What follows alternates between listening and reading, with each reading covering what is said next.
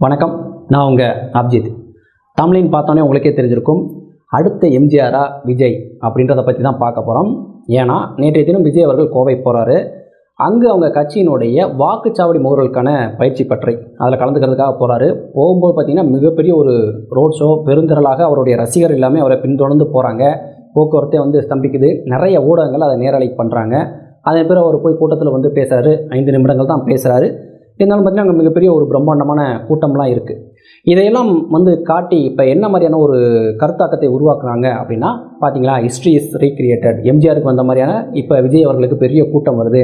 எனவே அடுத்த எம்ஜிஆர் இவர் தான், வரக்கூடிய தேர்தலில் இவர் தான் வெற்றி பெற்று முதலமைச்சராக போகிறாரு. களம் என்பது திமுக வெர்சஸ் தாவேகா அப்படின்னு சொல்லி மாறி இருக்குன்னு சொல்லி நிறைய பேர், அணில் உட்பட பலரும் இந்த நடுநிலையாளர்கள்லாம் சொல்லுவாங்க இல்லையா, திடீர் அரசியல்வாதிகள், அவங்க முதற்கொண்டு பயங்கரமாக கம்பு சுற்றிட்டு இருக்காங்க.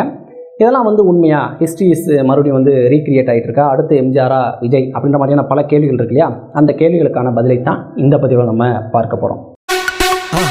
மறக்காம சர்ப்ரைஸ் பண்ணுங்க. தேங்க்யூ. நேற்றைய தினம் கோவையில் நடந்த அந்த நிகழ்வு, அந்த ரோட் ஷோவாக இருக்கட்டும், அப்புறம் அந்த கூட்டமாக இருக்கட்டும், இது எல்லாமே எதை காட்டுது அப்படின்னா, விஜய் ஒரு அரசியல் கட்சியினுடைய தலைவர் அப்படின்றது இல்லாமல் அவர் இன்னும் ஒரு நடிகராக, ஒரு பிரபலமான ஒரு உச்ச நட்சத்திரமாகத்தான் அவர் இருக்காரு. அதே போல அவர் கட்சியில் இருக்கக்கூடிய தொண்டர்கள் யாரும் தொண்டர்கள் அப்படின்ற மனநிலை இல்லாமல் இன்னும் விஜயினுடைய ரசிகர்களாகவே தான் இருக்காங்க. அதுதான் அவங்களுடைய அனைத்து செயல்பாடுகளையும் நம்ம தெரிஞ்சுக்க முடிஞ்சு. அதாவது அவர் கேனவனில் இருக்கும்போது பார்த்தீங்கன்னா இங்கிருந்து கீழே துண்டை தூக்கி எறிகிறது, அதெல்லாம் என்ன மாதிரி பழக்கம் தெரியல. நீங்கள் அந்த கட்சியினுடைய கொடியை, அந்த கட்சியினுடைய துண்டை எந்த அளவுக்கு மதிக்கிறீங்க அப்படின்றதான் இதை சுட்டி காட்டுது. அவங்கள பொறுத்த வரைக்கும் விஜய் தான், மற்றபடி அந்த கட்சியினுடைய கொடிக்கோ அந்த கொள்கைக்கோ எதுக்குமே எந்த மரியாதையும் கிடையாது. அவங்கள பொறுத்த வரைக்கும் விஜய்க்கு மட்டும் தான் அங்கே மரியாதை அப்படின்றதுனால அந்த கட்சி துண்டெல்லாம் அப்படி தூக்கி எறிகிறாங்க. அதையும் அவர் எடுத்து களத்தில் போட்டுக்கிறாரு. யார் கட்சி துண்டை மரியாதையாக பண்ணுங்கப்பா, அதை அவமரியாதை செய்யாதீங்க, கீழே தூக்கி போடாதீங்க அப்படின்ற மாதிரி சொல்லலை. விஜயும் அந்த தூக்கி போட்டதை பெருசாக எடுத்துக்கல. நம்ம ரசிகர்கள் நம்மளை சேர் பண்ணுறாங்க அப்படின்ற மாதிரி தான் அந்த துண்டு எடுத்து அவர் களத்தில் போட்டுக்கிறாரு.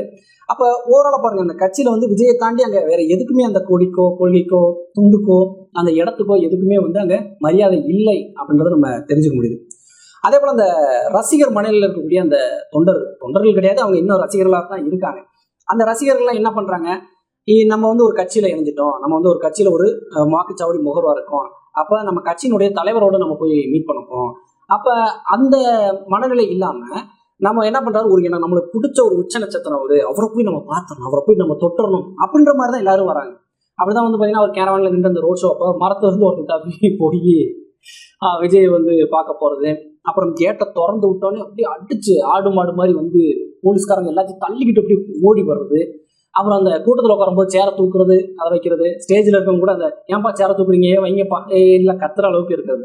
முழுக்க பார்த்தீங்கன்னா ஒரு கட்டுப்பாடற்ற, நம்மளாம் ஒரு அரசியல், நாளைக்கு நம்ம தான் நாட்டை ஆள போகிறோம், ஆள்றாங்களோ இல்லையோ, இருந்தாலும் நம்ம நாட்டை ஆள வேண்டும், நம்ம அந்த நாட்டை நிர்வகிக்க வேண்டும், எனவே நம்ம ஒரு முன்மாதிரியாக இருக்க வேண்டும், நம்ம நல்ல கட்டுக்கோப்பாக இருக்க வேண்டும், நம்மளுடைய கட்டுக்கோப்பை பார்த்து தான் மக்கள் நம்மளை நம்புவாங்க அப்படின்றத பற்றி எதை பற்றி கேர் பண்ணாமல் எப்படி ஒரு பட ரிலீஸுக்கு ரசிகர்லாம் ஆரவாரம் பண்ணிக்கிட்டு ரோட்டில் போகிறேன் வரவேலாம் மறுஜி பாட்டிக்கிட்டு வண்டியில் வீலிங் பண்ணுறது, பாலாபிஷேகம் பண்ணுறது, கட் அவுட்டில் ஏறி மாலை போடுறது, இந்த மாதிரி ஒரு ஒரு ரசிகர் மனநிலையை அவங்க பண்ணுவாங்க இல்லையா, அதே மாதிரி தான் அங்கேயும் இருந்துச்சு. விஜயும் அதை என்கரேஜ் பண்ணிக்கிட்டு அவரும் அப்படியே ஜாலியாக இருந்தார். ஏன்ப்பா இதுக்கு முன்னாடி நம்ம ரசிகராக இருந்தீங்க, இனிமேல் நம்ம தொண்டர்களப்பா, நம்மளாம் ஒன்றுப்பா, ஒரே களத்தில் களமாட போகிறோம்ப்பா, அதுக்கேற்ற மாதிரி இருங்கப்பா அப்படின்ற மாதிரிலாம் அவரும் ஒன்றும் சொன்ன மாதிரி தெரியல.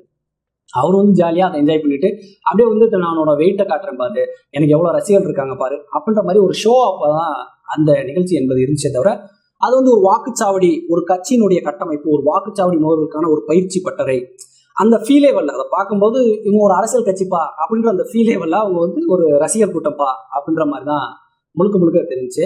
அதே போல் விஜய் அவர்கள் அந்த மேடையில் பேசிய அந்த 5 நிமிடம், நான் கூட என்ன நினச்சேன், அவர் நிறைய நேரம் பேசியிருப்பார், இவங்க ஷார்ட் பண்ணி எல்லா சேனல்லையும் போட்டுக்கிட்டு இருக்காங்க அப்படின்னு நினச்சேன். அப்புறம் தான் தெரிஞ்சு உண்மையிலேயே அவர் 5 நிமிஷம் தான் பேசியிருக்காரு. அப்புறம் கடைசியில் ஏதோ கொஞ்சம் நன்றி உரையெல்லாம் சொல்லியிருப்பார் போல இருக்குது. ஓவராலாக பார்க்கும்போது அவர் அதை மட்டும்தான் பேசியிருந்தார்.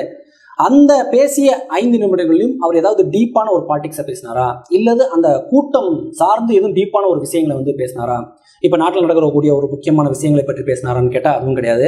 சரி, அந்த இது பயிற்சி பற்றி தானே, அப்போ அவங்களுக்கு பயிற்சி கொடுக்கும் விதமாக ஏதாச்சும் யோசனைகளை சொன்னாரா, நீங்கள் இந்த மாதிரி களத்தில் போய் வேலை செய்யணும், ஏற்கனவே அந்த பகுதியில் இவங்கெல்லாம் கோலோற்றி இருப்பாங்க, அவங்களை கடந்து நீங்கள் எப்படி மக்களுடைய நம்பிக்கையை சம்பாதிக்கணும், அதுக்கு நீங்கள் அந்த லோக்கல் இஷ்யூ கையில் எடுக்கணும், எடுத்து நீங்கள் களத்தில் போராடணும், அதுக்கு நம்ம வழக்கறிஞர்கள் பாசறை உங்களுக்கு உதவியாக இருப்பாங்க, நீங்கள் இவங்களை அணுங்க அப்படின்ற மாதிரி ரொம்ப டீப்பாக அவர் பேசினாரான்னு கேட்டால் அது எதுவுமே பேசல. ஜஸ்ட் வந்து என்ன சொன்னார், களம் ரெடியாக இருக்குது, நம்ம தயாராக இருக்கோம், நீங்கள் தான் வந்து நம்ம வாக்குகளை வாங்கி தர போகிறீங்க, எனவே நீங்கள் போய் மக்களுடைய நம்பிக்கையை பெறுங்க, கண்டிப்பாக வந்து நம்ம ஜெயிச்சிருவோம் அப்படின்னு சொல்லிட்டு ரொம்ப மேலோட்டமாக அப்படியே பேசி கடந்து போயிட்டார்.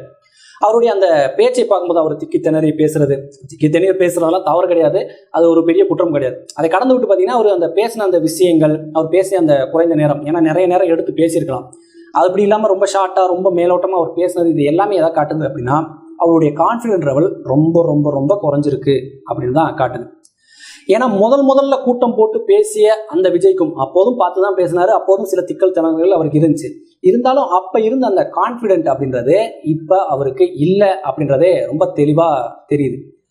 ஏன்னா அப்போ அந்த முதல் கூட்டத்தின் போது அவர் என்ன நினச்சிட்டு இருந்தாரு, நம்ம கூட நிறைய கூட்டணி கட்சிகள்லாம் வருவாங்க, குறிப்பாக பார்த்தீங்கன்னா அதிமுக கூட வர்றதுக்கு வாய்ப்பு இருக்குது, நம்மலாம் சேர்ந்து ரொம்ப எளிதாக வந்து தேர்தலை வந்து சந்திச்சிடலாம், கண்டிப்பாக ஒரு கணிசமான வெற்றியை நம்ம பெற்றுவிட முடியும், சில எம்எல்ஏக்களாச்சும் நம்ம பெற்ற முடியும், எனவே நம்ம கட்சி வந்து ஒரு சேஃப் ஜோனில் இருக்குது அப்படின்ற ஒரு நம்பிக்கையோடு அவர் அந்த முதல் மேடையில் பேசிடலாம். ஆனால் இப்போ கூட்டணிகள் எல்லாமே மாறிப்போச்சு. இனி இவர் தான் போய் அதிமுக கூடயோ இல்லை பிஜேபி கூடயோ இல்லை திமுக கூடயோ சேரணும் அப்படின்ற மாதிரி தான் ஆகிப்போச்சு. இவருடைய தேவை என்பது இங்கே யாருக்குமே இல்லை, இவருக்கு தான் மற்றவர்கள் தேவை அப்படின்ற மாதிரியான ஒரு நிலை இருக்குது. விஜய் அவர்களும் தனித்து விடப்பட்டதை இப்போதான் வந்து உணர்றாரு. எனவே அது வந்து அவருடைய கான்ஃபிடென்ட்டை ரொம்பவே குறைச்சிருக்கு அப்படின்னு சொல்லலாம். நம்ம வந்து எப்படியாவது ரசிகர்களை உற்சாகமாக வைத்திருக்க வேண்டும், அதுக்கு இந்த மாதிரி ஏதாச்சும் ஒன்று பண்ணுவோம் அப்படின்ற அடிப்படையில் தான் அது முழுக்க பண்ணப்படுச்சே தவிர அதுக்கு ஒரு டீப் மீனிங், அந்த கூட்டத்துக்கும் அந்த ரோட் ஷோவுக்கும் எந்த விதமான ஒரு டீப் மீனிங்கும் இல்லை அப்படின்றதான் உண்மை. ஏன்னா நீங்கள் இந்த 5 நிமிஷத்தில் ஒரு மேலோட்டமாக போய் எல்லாரும் போய் மக்களை சந்திங்க ஓட்டு வாங்கன்னு சொல்கிறதுக்கு இதுக்கு இவ்வளோ பெரிய பிரம்மாண்டமான கூட்டம், இவ்வளோ பெரிய ரோட் ஷோ, ஸோ அது எதுக்குமே வந்து பயனில்லை. அதனுடைய முழுக்க நோக்கம் என்னன்னா, அது பயிற்சி பற்ற கிடையாது, ரசிகர்களே உற்சாகமாக வச்சுக்கணும். ஐயோ கூட்டணி இல்லையே, அந்த கட்சி ஜெயிக்குமோ தோக்குமோ அப்படின்ற அந்த அவநம்பிக்கை வந்து ரசிகர்களுக்கு வந்துடக்கூடாது, அவங்களை எப்படியாவது தக்க வச்சுக்கணும் அப்படின்றதுக்காக நடத்தப்பட்ட ஒரு கூட்டம் மாதிரி தான் அது முழுக்க இருந்துச்சு. ஏன்னா விஜய் அவர்கள் மட்டும் கிடையாது, அதுக்கு பிறகு பேசின எல்லாருமே, ஆதவ அர்ஜுனாவை தவிர்த்து விட்டு நீங்கள் மற்ற எல்லாருமே நீங்கள் பார்த்தீங்கன்னா எல்லாரும் ரொம்ப மேலோட்டம் தான். இந்த மாதிரி பார்த்தீங்கன்னா தலைவர் இருக்கார், மக்கள் தயாராக இருக்காங்க, நம்ம போய் ஓட்டு வாங்கி நம்ம வந்து ஜெயிச்சிடலாம், நம்ம வந்து பார்த்திங்கன்னா அடுத்த தேர்தல் நம்மளுக்கு தான், இது வந்து பார்த்திங்கன்னா ஒரு மாற்றம் அப்படி இப்படின்னு வந்து ரொம்ப பில்டப்பாக வந்து பேசிகிட்டு இருந்தாங்க. ஆதவ அர்ஜுனாவும் ரொம்ப டீப்பாலாம் பேசலை. அவர் என்னென்னா அவர் கலெக்ட் பண்ணியிருக்க டேட்டாவும் உங்கள்கிட்ட கொடுப்போம், பென்ட்ரைவை கொடுப்போம், ஹார்ட் காப்பி கொடுப்போம், சாஃப்ட் காப்பியை கொடுப்போம், உங்களெல்லாம் வந்து வாட்ஸ்அப்பில் வந்து இணைச்சிருக்கோம், அது மூலமாக உங்களுக்கு தகவல்லாம் கிடச்சிரும் அப்படின்னு வந்து சொல்லியிருக்காங்க. ஸோ இந்த மாதிரி ஒரு டேட்டாவை ஷேர் பண்ணிக்கிறதுக்கு தான் இவ்வளோ பெரிய ஒரு கூட்டமாக, அதுக்கு வந்து நீங்கள் ஏதாவது மாவட்ட செயலாளரை கூப்பிட்டு அந்த பென்ட்ரைவை கையில் கொடுத்து இந்தாப்பா போய் உங்கள் பகுதியில் இருக்கக்கூடிய பூத்து ஏஜென்ட்டுக்கெலாம் அந்த தகவலை கொடுத்துரு, அவங்ககிட்ட வந்து ரிப்போர்ட் வாங்கிக்க அப்படின்னு சொல்லி முடிச்சுட்டு போயிடலாம். எதுக்கு இவ்வளோ பெரிய ரோட் ஷோனா, ரசிகர்களுக்கு வந்து அவநம்பிக்கை வந்துடக்கூடாது, நம்மளுக்கு இருக்கக்கூடிய பிரச்சனை வந்து வெளியே தெரிஞ்சிடக்கூடாது அப்படின்றதுக்காக மட்டுமே நடத்தப்பட்ட ஒரு கூட்டம் மாதிரி தான் இது தெரியுது. அதில் நல்லாவே தெரிஞ்சு விஜய் அவர்களுடைய கான்ஃபிடென்ட் அந்த ஃபர்ஸ்ட் கூட்டத்துக்கு இதுக்கும் பார்த்தீங்கன்னா மலைக்கும் மடுவுக்குமான வித்தியாசம் இருக்குது. அவருக்கே வந்து இப்போ ரியாலிட்டியை உணர ஆரம்பிச்சிருக்காரு. அதுதான் அவருடைய அந்த பதட்டத்திலையும் அந்த பேச்சிலையும் வந்து நம்மளுக்கு தெளிவாகவே தெரிஞ்சு. 234 தொகுதியிலும் வேட்பாளர்களை நியமிப்பது, நான் சொல்கிறது ரொம்ப வேலிடான நல்ல ஒரு ஆக்கப்பூர்வமான வேட்பாளரை நியமிப்பது அப்படின்றதே ரொம்ப கடினமான விஷயம். என்ன ரசிகர்களை வந்து நீ வேட்பாளர் நிலுப்பா அப்படின்னு சொல்லி 234 தொகுதியை ஃபில் பண்ணலாம், அதில் மாற்றுக்கிறது இல்லை. ஆனால் ஒரு சரியான வேட்பாளர் நிறுத்தி வாக்குகளை வாங்குறது அப்படின்றது மிக கடினமான ஒரு விஷயம். அதே போல் அந்த தேர்தல் கேம்பெயின் அதுவும் வந்து ரொம்ப கடினம். ஏன்னா இவங்க எல்லாருமே ரசிகர்களாக இருந்தவங்க தான், இவங்களுக்கு வந்து தேர்தல் அந்த கள அனுபவம் இருக்கா அப்படின்றது தெரியாது, அரசியல் அனுபவம் இருக்கா அப்படின்றது தெரியாது. இவங்கெல்லாம் வந்து போய் களத்தில் வந்து எப்படி வேலை செய்வாங்க, எப்படி வந்து மக்கள்கிட்ட வந்து சொல்லி கன்வின்ஸ் பண்ணி அதை வந்து ஓட்டாக வாங்குவாங்க அப்படின்றது எல்லாமே பெரிய விஷயம்.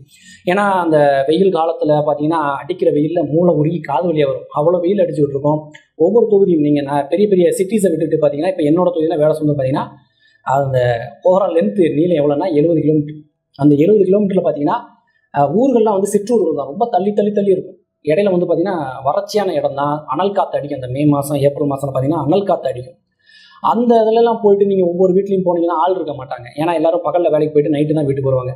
அப்போ போயினா நம்ம வெறுவிட தான் தட்டணும், அங்கே போய் நோட்டீஸை சொல்லி வச்சுட்டு தான் வர முடியும். ஸோ இவ்வளோ தூரம் வந்து நம்ம கொண்டு போய் அந்த சின்னத்தையும் அப்புறம் அந்த வேட்பாளர் பேரையும் அவருடைய கல்வி தகுதியும் இது எல்லாம் கொண்டு போய் சேர்க்கிறது அப்படின்றதே ஒரு பெரிய விஷயம். அது மட்டும் இல்லாமல் இவங்க எல்லாமே அதான் சொல்கிறல ரசிகர்களாக இருந்தவங்க, இவங்களுக்குலாம் அந்த அனுபவம் இருக்கான்னு தெரியாது. எப்படி ஒருத்தரை போய் பார்க்கணும், எப்படி எந்த தெரு வழியாக போகணும், அவங்ககிட்ட எப்படி பேசணும் அப்படின்ற மாதிரியான பல விஷயங்கள்லாம் இருக்குது. அதெல்லாம் எப்படி இவங்க சமாளிக்க போகிறாங்க அப்படின்றது தெரியல. அது மட்டும் இல்லாமல் இவ்வளோ நாட்களாக ரசிகராக மட்டும் இருந்துக்கிட்டு போய்கிட்டு போஸ்டருக்கு வந்து பாலாபிஷேகம் பண்ணிக்கிட்டு அப்படியே பைக்கில் வந்து முறுகிக்கிட்டு விஜயோடைய டிஷர்ட்டை போட்டுக்கிட்டு சுற்றிக்கிட்டு இருந்த ஒரு சாதாரண ஒரு இளைஞன், அவரை வந்து நான் குறைச்சி மதிப்பில்லை, அந்த மாதிரி பொழுதுபோக்காக ஒரு இருந்த ஒரு இளைஞனை திடீர்னு நம்பி எப்படி வாக்கு செலுத்துவாங்க? இப்போ அந்த ஊர்ல வந்து ஏற்கனவே கட்சி சார்ந்த இளைஞர்களும் இருப்பாங்க. திமுகவை சார்ந்தவங்களோ, அதிமுக சார்ந்தவங்களோ, நாம் தமிழர் கட்சியை சார்ந்தவங்களோ இளைஞர்கள் இருப்பாங்க. அதுல வந்து பாத்தீங்கன்னா ஏதோ திமுக, அதிமுக சார்ந்த பொறுப்பாளர்கள் இருப்பாங்க. அவங்க வந்து வார்டு மெம்பராவோ, கவுன்சிலராவோ, ஒன்றிய கவுன்சிலரோ, மாவட்ட கவுன்சிலராவோ இருப்பாங்க. அந்த ஊர்ல இருக்கக்கூடிய மக்களுடைய உறவினரெல்லாம் அவங்க இருப்பாங்க. அவங்க கிட்ட போயிட்டு, இப்ப நம்ம வீட்டுல தண்ணி வரலையா, எங்க சித்தப்பா தான்ப்பா வார்டு மெம்பர், அவர்கிட்ட போய் சொன்னா தண்ணி வந்துட போகுது. எங்க பெரியப்பா தான் ஒன்றிய கவுன்சிலர், இதுவும் வந்து உள்ள வந்து வேலை நடக்கணும், யூனியன் ஹவுஸ்ல வேலை நடக்கணும், அவர்கிட்ட சொன்னா வேலை நடந்துட்டு போகுது அப்படின்றதுதான் ஒரு இங்க வந்து கள நிலவரம் இருக்கு. அப்படி இருக்கும்போது இதையெல்லாம் வந்து புறக்கணிச்சுட்டு, அதிகாரத்தில் இருக்கக்கூடிய உறவினர்கள்லாம் புறக்கணிச்சுட்டு, எப்படி வந்து தாவேகாவுக்கு, அதுவும் புதிதாக வந்திருக்கக்கூடிய ஒரு கட்சிக்கு, முதல் முறையா தேர்தலை சந்திக்கக்கூடிய ஒரு கட்சிக்கு, இவ்வளவு நாள் வந்து ஊதாரித்தனமா சுத்திட்டு இருந்த ஒரு ரசிகனை நம்பி எப்படி மக்கள் வாக்கு செலுத்துவாங்க? எப்படி ஒருத்தன் போய் ஒரு நடிகருக்கு வந்து போஸ்ட் ஓட்டுறான், பாலாபிஷேகம் பண்றான்னா, அந்த ஊர்ல சமூக சேவை செய்யறவனாவா இருப்பான்? அவன் வந்து அப்படியே சும்மா சுத்திக்கிட்டு இருப்பான். ரொம்ப மோசமான ஒருத்தனா இருக்க வேண்டியும் இல்லை. ஆனா வந்து ஒரு பொறுப்பற்ற ஒரு ஆளாகத்தான் இருப்பான். அந்த ஊர்ல எல்லாரும் மதிக்கக்கூடிய ஒரு நபராக அவன் இருக்கிறதுக்கு வாய்ப்பு இல்லை. சோ அப்படியான ஒரு நபரை திடீர்னு நம்பி எப்படி மக்கள் வந்து வாக்கு செலுத்துவாங்க? தெரியாத சாமிக்கு தெரிஞ்ச பேய மேலுன்ற மாதிரி அவங்க ஊர்ல சித்தப்பா பெரியப்பாவுக்கே அவன் வாக்கு செலுத்திட்டு போறான். அப்படி இருக்கும்போது இதுவே ஒரு சவாலான விஷயம். இவங்க ரசிகர்களுடைய ஓட்டை தாண்டி வெகுஜன மக்கள் ஓட்டு போட்டா மட்டும்தான் எந்த ஒரு கட்சியுமே ஜெயிக்க முடியும். அப்படி பார்த்தா பிரம்மாண்டமான கூட்டம் வந்துச்சேப்பா. வீட்டுக்கு ஒருத்தர் வந்து விஜய் ரசிகர்கள் இருக்காங்கன்னு சொல்றாங்களே, வீட்டுக்கு ஒருத்தர் ஓட்டு போட்டாலே 2 கோடி ஓட்டு வந்துருமே அப்படின்னா, இதெல்லாம் வந்து பழைய கணக்கு. பல ஆண்டுகளாக ஒவ்வொருத்தரும் கட்சி ஆரம்பிக்கக்கூடியவங்க, நம்மளுக்குலாம் முன்னாடி அப்பன் தாத்தன்லாம் இருப்பாங்கல்ல, அந்த காலத்துல இருந்து கட்சி ஆரம்பிக்கக்கூடிய எல்லோரும் சொல்லக்கூடிய ஒரு கணக்கு தான் வீட்டுக்கு ஒருத்தர் நம்மளுக்கு ஓட்டு போடுவாங்க அப்படின்னு.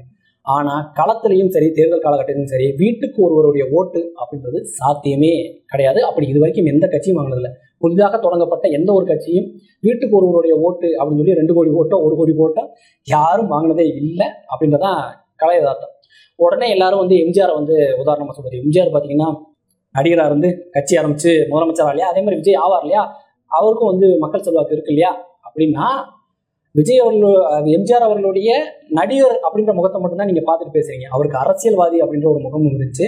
அவரு திமுகல தான் இருந்தாரு. அவர் திமுக கட்சி சார்பா போட்டிக்கிட்டு எம்எல்ஏ ஆயிருக்காரு. திமுக கட்சியினுடைய உயர்ந்த பொறுப்புகள் ஒன்னான பொருளாளராக இருந்திருக்காரு. அவரு திமுக விட்டு வெளியே வரும்போது பாத்தீங்கன்னா அவரோடு நிறைய எம்எல்ஏக்களும், மாவட்ட செயலாளர்கள், ஒன்றிய செயலாளர்கள் எல்லாரும் அவரோடு சேர்ந்து வெளியே வந்தாங்க. அவரு வந்து ஒரு நடிகர் அந்த திரைக்கவர்ச்சியோடு சேர்ந்து அந்த சுத்தி இருந்த எம்எல்ஏ, எம்பிக்கள், மாவட்ட செயலாளர் இவங்களுடைய அரசியல் அனுபவம் சேர்ந்துதான் எம்ஜிஆர் முதலமைச்சர் ஆச்சு. வெறுமனே அவர் வந்து படம் நடிச்சுட்டு இருக்கும்போது டக்குன்னு அப்படியே கிளம்பி வந்து கட்சி ஆரம்பிச்சு, இனிமேல் இதான் என் கடைசி படம், நான் வந்து கட்சி ஆரம்பிச்சிட்டேன், எல்லாரும் எனக்கு ஓட்டு போடுங்க, அடுத்த முதலமைச்சர் நான் தான் அப்படின்னு சொல்லி அவர் முதலமைச்சர் ஆகல. நீங்க எம்ஜிஆருடைய ஒன்று சைடு, அதாவது நடிகர்ன்ற ஒரு பக்கத்தை பாக்குறீங்க, அவருக்கு அரசியல்வாதின்ற இன்னொரு பக்கமும் இருந்துச்சு, அதை கவனிக்க மறுக்கிறீங்க. நீங்க அதெல்லாம் கவனிக்காம நாங்க ஆயிரும் அப்படின்னு நினைச்சீங்கன்னா ஆகுங்க, யாரு வேணாண்டா, மக்கள் உங்களுக்கு ஓட்டு போட்டா நீங்க ஆகுங்க. ஆனா அதெல்லாம் சாத்தியமா அப்படின்றத நினைச்சுங்க. எனவே இந்த தேர்தல் அப்படின்றது ஒரு மிகப்பெரிய ஒரு கடினமான ஒரு விஷயமாகத்தான் தாவேகாவுக்கும் விஜய் அவர்களுக்கும் இருக்கும். அது அவரே இப்ப உணர ஆரம்பிச்சிட்டாரு. அதுதான் இந்த கூட்டங்கள்லையும் அவருடைய பேச்சிலிருந்தும் நமக்கு தெரிஞ்சிச்சு. ஸோ இதுதான் என்னுடைய கருத்து. இந்த காணொலி சம்பந்தமான உங்களுடைய கருத்துக்களை கமெண்ட்ல தெரிவிங்க. என்னால் முடிஞ்ச பதில்களை நான் சொல்றேன். வீழ்வது நாமாயினும் ஆள்வது தமிழாகட்டும். நன்றி.